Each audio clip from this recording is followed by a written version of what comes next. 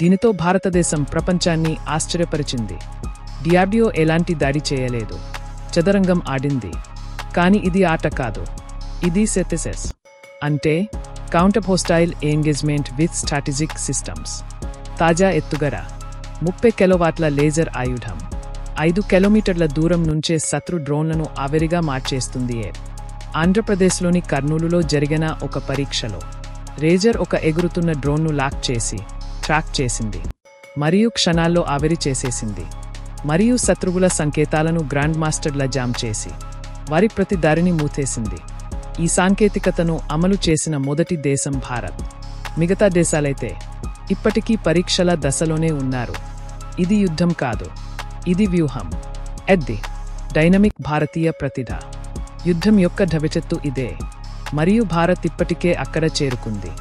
ఈ దశను భాగస్వామ్యం చేయండి, ప్రపంచానికి చెప్పండి, భారత్ గెలవడానికే ఆడుతుంది.